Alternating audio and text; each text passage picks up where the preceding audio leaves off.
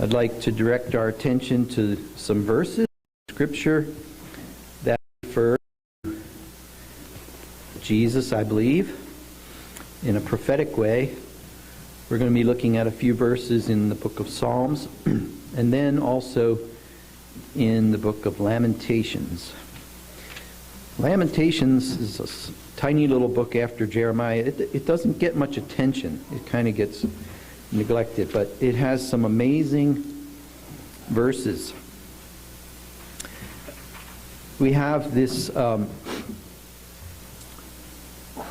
subject that's been brought before us in the past by Brother Bob Regan about penal substitution, and I'm not here to settle those debates today, but I'd like to call our attention to a few verses in the Old Testament that do, I believe, refer to Jesus bearing the wrath of God. So if we go to Psalm 88 to start out, we'll look at a few verses here. As I've said before, I believe that the Psalms are the thoughts of Jesus. They're the prayers of Jesus. They're the things that were going through his mind as he suffered on the cross.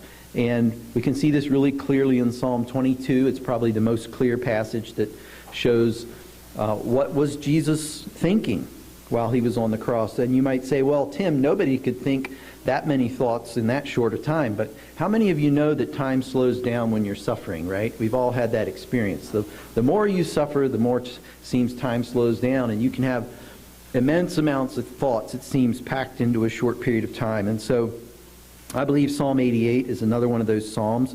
It's something that David did experience probably, or whoever writing the psalm. I guess it's not David on this one. Says it's from Heman the Ezrahite. But the person writing the psalm is expressing their grief and trouble and sorrow. But I believe in a prophetic way, it's Jesus. So if we start in verse 1, we'll read to verse 7 for starters. O Lord God of my salvation, I have cried day and night before thee. Do you think that applied to Jesus? He started crying out in the garden when it was night, and by the time he was crucified, it was now day. So he had been crying day and night before the Lord. Let my prayer come before thee. Incline thine ear unto my cry, for my soul is full of troubles.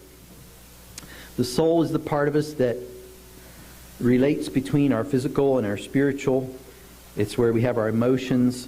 And Jesus' soul was full of troubles. He was experiencing many things. He was witnessing many things. He had been betrayed. He had been denied. All his disciples had fled. His close companions. And my life draws near to the grave. He could feel death coming on. He was losing his blood. He could feel the setting in of death upon him. I am counted with them that go down to the pit. I am as a man that hath no strength. That's what happens to a person on the cross. They completely get drained of all their energy. They become very weak. Free among the dead, like the slain that lie in the grave, whom you remember no more. They are cut off from your hand. Thou hast laid me in the lowest pit, in darkness, in the deeps. Your wrath lieth hard upon me, and thou hast afflicted me with all thy waves. This is a really sad psalm. It's expressing lots of grief and sorrow. And I just call our attention to this word wrath. It's in this verse 7. And I believe Jesus is saying, I'm suffering affliction under God's hand. This word wrath also appears later in the chapter in verse 16. If we start in 15, I am afflicted and ready to die from my youth up. What do you think how do you think that applies to Jesus? Do you think that as he lived as a young man, it talks about him at 12 years of age being a good young man with wisdom, and it says he grew in wisdom and stature and favor with God and man, and as he watched the sinful world around him, all the suffering in his own family, in his relatives, in the conflict between the Greeks and the Romans, he saw, all kinds of sin of every kind, and the poverty and the suffering that sin brings. And he was watching this, and so he's saying, I'm afflicted and ready to die from my youth up. While I suffer thy terrors, I am distracted. Thy fierce wrath goeth over me, and thy terrors have cut me off. So that's at least 2 verses in Psalms that I think would apply to Jesus and indicate that he was admitting that he was suffering under the wrath of God. But then if we go to Lamentations chapter 3, I'd like to read a fair portion of this and make a few comments for our communion message today. This psalm, writing is Jeremiah.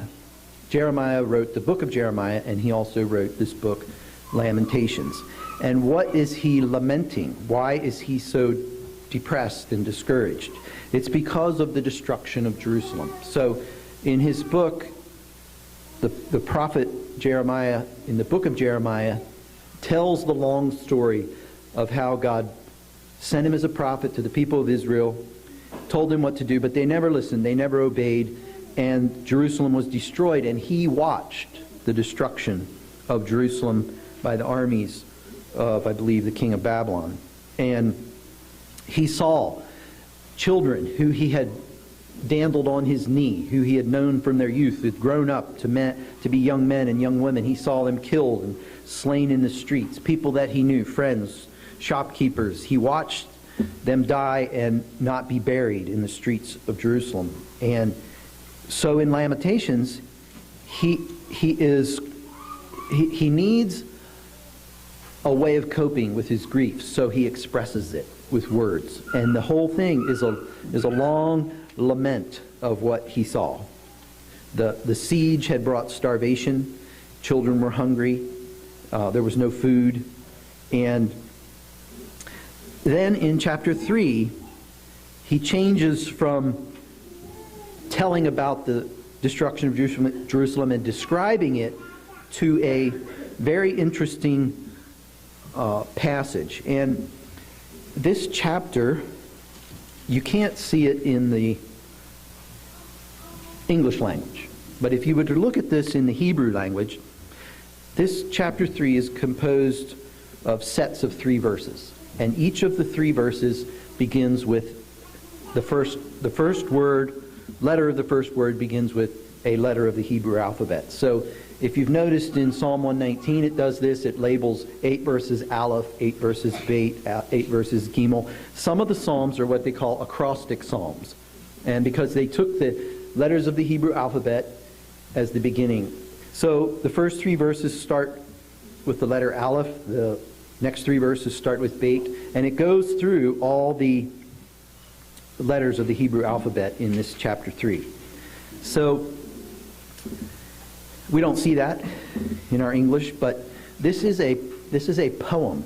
This is something to be memorized, to be remembered. And when I read it, I have a very hard time keeping my mind on Jeremiah, that Jeremiah is the one talking here, that Jeremiah is the one suffering. My mind goes to Jesus as soon as I start reading this passage. And I think of it, again, like we saw in the Psalms, it's Jesus talking. It's Jesus praying, thinking while he's on the cross.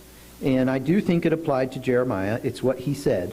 But I also think it has very strong application to Jesus. So I'm going to read through this. And as we read through it, let's think about, reflect on what it was like when Jesus was dying on the cross. Lamentations chapter 3, verse 1. I am the man that hath seen affliction by the rod of his wrath. He hath led me and brought me into darkness, but not into light. When people begin to die, the light in their eyes begins to go dim. They have trouble seeing, and the world goes dark around them. And I think Jesus was experiencing that. Surely against me is he turned. He turneth his hand against me all the day. My flesh and my skin hath he made old. He hath broken my bones. Now this thought here, he hath broken my bones, we know from the Gospels that they quote another verse from Psalms that none of his bones were broken. So how how to reconcile those two, if this is applying to Jesus, I'm not sure, except to say we could take this one as an allegorical. I feel like all my bones have been broken. He hath builded against me and compassed me with gall and travail. He hath set me in dark places, as they that be dead of old. He hath hedged me about, that I cannot get out. He hath made my chain heavy. Also when I cry and shout, he shutteth out my prayer. He hath enclosed my ways with hewn stone, and hath made my paths crooked. He was unto me as a bear lying in wait, and as a lion in secret places. He hath turned aside my ways and pulled me in pieces, and hath made me desolate. So Jesus was scratched up like a bear would scratch up a person who had attacked. His back was terribly beaten and whipped. He had the crown of thorns. And when you die on a cross, it's designed to torture you slowly, and you can't support your weight after a while. You become very tired, and it starts to stretch and pull all your joints. And he could feel himself being stretched apart. He hath bent his bow and set me as a mark for the arrow. He hath caused the arrows of his quiver to enter into my reins. And I was a derision unto all my people, and their song all the day. Well, were there people mocking Jesus at the cross? I believe it records soldiers and people mocking him. If God can save him, let's see God come and deliver him. He hath filled me with bitterness. He hath made me drunken with wormwood. Did Jesus get offered vinegar or gall when he was on the cross? I think he did. He hath also broken my teeth with gravel stones, and hath covered me with ashes. They smote Jesus on the face. The soldiers did. Thou hast removed my soul far off from peace. I forgot prosperity. And I said, my strength and my hope is perished from the Lord. Remembering mine affliction and my misery, the wormwood and the gall. My soul hath them still in remembrance, and is humbled in me. This I recall to mind, therefore I have hope. I think we'll notice, if you read Psalm 22, there is a very sorrowful pleading with God, a lament. But at a certain point in Psalm 22, the tone switches to something more like faith, more like hope, more like victory, more like overcoming. And so Jesus is verbalizing to himself. He's speaking to himself. He's telling how he feels.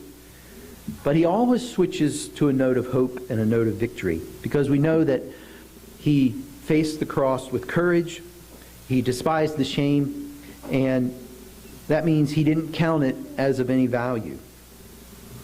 And so it's interesting how he changes his tone here. And this is where we get some of our favorite famous songs of the Christian faith. How about Great is Thy Faithfulness? Yeah, this is from this tiny little book of Lamentations, but out of it we get this little nugget of precious truth. It is of the Lord's mercies that we are not consumed, because his compassions fail not. They are new every morning. Great is thy faithfulness. The Lord is my portion, saith my soul, therefore will I hope in him. The Lord is good unto them that wait for him, to the soul that seeketh him. It is good that a man should both hope and quietly wait for the salvation of the Lord. That verse 26 was for me a lifeline in many points in my Christian walk. I prayed and I encouraged myself over and over with that verse. It is good that a man should both hope and quietly wait for the salvation of the Lord. When we're in those times of suffering, they seem to drag on. They seem to not have an end in sight. And it's hard for us to tolerate that tension that comes when we're in that situation. But It's encouraging us to hope and quietly wait for the salvation of the Lord, not clamoring, not unsettled, but just keep hoping and keep waiting. It is good for a man that he bear the yoke in his youth. He sitteth alone and keepeth silence, because he hath borne it upon him. He putteth his mouth in the dust. If so be, there may be hope. He giveth his cheek to him that smiteth him. He is filled full with reproach. That would apply to Jesus, wouldn't it? For the Lord will not cast off forever, but though he cause grief, yet will he have compassion according to the multitude of his mercies. For he doth not afflict willingly, nor grieve the children of men, to crush under his feet all the prisoners of the earth, to turn aside the right of a man before the face of the Most High. That's an interesting verse. It's saying that every man has a right to stand before God and speak with God about his life and the things that concern him. To subvert a man in his cause, the Lord approveth not. Who is he that saith, and it cometh to pass, when the Lord commandeth it not? Out of the mouth of the Most High proceedeth not good and evil. Wherefore doth a living man complain, a man for the punishment of his sins? Let us search and try our ways, and turn again to the Lord. Let us lift up our heart with our hands unto heaven, unto God in the heavens. We have transgressed and rebelled, and thou hast not pardoned. Thou hast covered with anger and persecuted us. Thou hast slain and hast not pitied. Thou hast covered thyself with a cloud, that our prayer should not pass through. Thou hast made us as the offscouring and refuse in the midst of the people. You know, people that were crucified by the Romans, they were being discarded from society like so much trash or waste material. They were put on the crosses and gotten rid of. The attitude of the people towards Jesus on the cross was a very low opinion of him. They didn't understand at all what was happening. Our enemies, all our enemies, have opened their mouths against us. Fear and a snare has come upon us, desolation and destruction. My eye runs down with rivers of water for the destruction of the daughter of my people. My eye trickleth down and ceases not without any intermission, till the Lord look down and behold from heaven. Mine eye affecteth mine heart because of all the daughters of my city. My enemies chased me sore like a bird without cause. They have cut off my life in the dungeon and cast a stone upon me. Waters flowed over my head. Then I said, I am cut off. I called upon thy name, O Lord, out of the low dungeon. Thou hast heard my voice. Hide not thy ear at my breathing, at my cry. That could refer to Jesus crying out, my God, why hast thou forsaken me? And as I've mentioned before, when you're being crucified on a cross, for every breath, you have to pull against the nails and pull yourself up to get your breath. It's not easy to breathe when you're on a cross.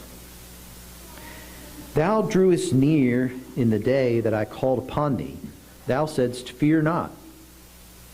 O Lord, thou hast pleaded the causes of my soul. Thou hast redeemed my life. O Lord, thou hast seen my wrong. Judge thou my cause. Thou hast seen all their vengeance and all their imaginations against me. So who was imagining against Jesus? Well, what about all the religious leaders? They were, from very early in his ministry, they began to imagine how they might kill him, catch him in his words, and cause him to be put to death. But he's encouraging himself, God, you've seen all their vengeance and their imaginations. You've heard their reproach, O Lord, and all their imaginations against me. The lips of those that rose up against me, and their device against me all the day. What devices were used against Jesus? Well, they paid Judas 30 pieces of silver to betray him. They convinced Pilate to crucify him. Behold, they're sitting down and they're rising up. I am their music. Render unto them a recompense, O Lord, according to the work of their hands. Give them sorrow of heart, thy curse unto them. Persecute and destroy them in anger from under the heavens of the Lord. So that's the end of that chapter. I think it's a very, very valuable chapter in the Scripture, something we can go back to many times as we go through life and we go through situations where we also feel afflicted and having a hard time. And we can find Jeremiah and recognize that he went through the same things. We can think of Jesus. He went through the same things. But Jesus was a man full of faith. And even though he was being crucified, in his heart, he turned always to faith, and he expressed that faith. And he was saying here, Lord, I know you hear me. I know you're going to plead the cause of my soul. I know you're going to redeem my life. I know that I'm going to rise again from the dead. And it's interesting, this judgment at the end, that Jerusalem was destroyed not many decades after Jesus was crucified. The whole city was destroyed. The Jews were scattered. Their system of worship was brought to an end. And so I think some of these things did come to pass. The people who did crucify Jesus and their whole system was judged and brought to an end. So as we come to the Lord's table this morning, we have many very pointed verses in here that can help us to understand the suffering of Jesus. And we can ask the question, did Jesus bear the wrath of God? Well, it says in verse 1, I am the man that hath seen affliction by the rod of his wrath. So let's have two men come and we'll distribute the elements this morning.